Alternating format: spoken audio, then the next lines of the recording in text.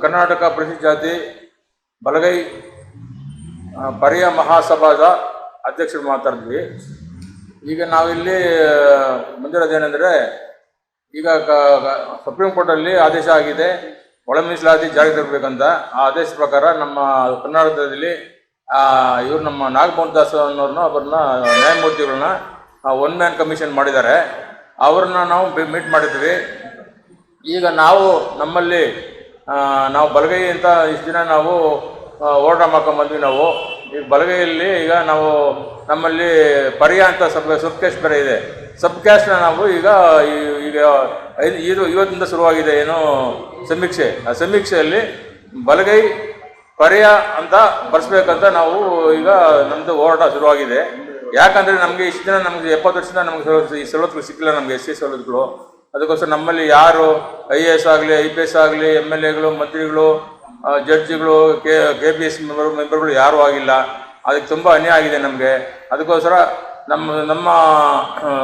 ನಮ್ಮ ಭಾಷೆ ಮಾತಾಡೋರು ತಿಗಳರ ಭಾಷೆ ಅಂತಾರೆ ಅದನ್ನ.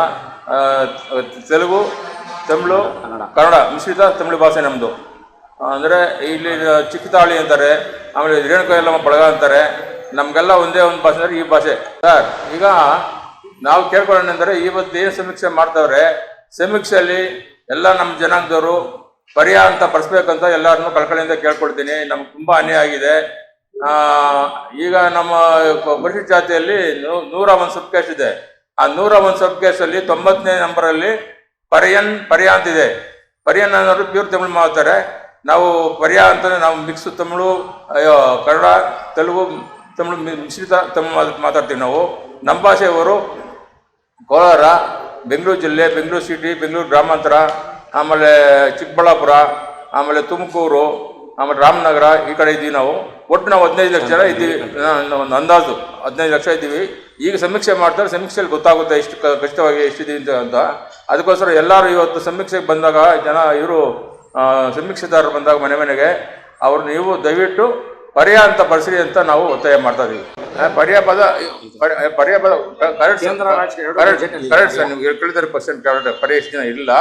ಈಗ ನಾವು ಬಲಗೈ ಅಂತಾನೆ ಬಂದ್ವಿ, ವಲಯ ಅಂತಾನೆ ಹೇಳ್ಕೊಳ್ತಾ ಇದೀವಿ. ಈ ವಲಯದಲ್ಲಿ ನಮ್ಮ ಸಬ್ ಕ್ಯಾಸ್ಟ್ ಸಪ್ರೇಟ್ ಆಗಿದೆ ಪರಿಯ ಅಂತ. ನಾವು ಇಷ್ಟು ದಿನ ನಾವು ಓಟ ಮಾಡಲ್ಲ, ಈಗ ನಾವು ಓಟ ಮಾಡೋಕೆ ಶುರು ಮಾಡಿದ್ವಿ. ನಮ್ಮದೇ ಸಪ್ರೇಟಾಗಿ ಅಸ್ತಿತ್ವ ತಗೊಬೇಕಂತ ಹೊಟ್ಟಿದ್ದೀವಿ ನಾವು. ನಮಗೆ ಸಪ್ರೇಟಾಗಿ 1% ಮೀಸಲಾತಿ ಬೇಕಂತ ನಾವು ಕೇಳ್ತಾ ಇದೀವಿ. ನಾವು ನಮ್ಮ ಪರಿಯ ಮಹಾಸಭಕ್ಕೆ 1%, 6% ಕೊಟ್ಟಿದ್ದಾರೆ ವಲಯರಿಗೆ. ಅದರಲ್ಲಿ 1% ನಮ್ಗೆ ಕೊಡಿ ಅಂತ ನಾವು ಒತ್ತಾಯ ಮಾಡ್ತಾ ಇದ್ವಿ.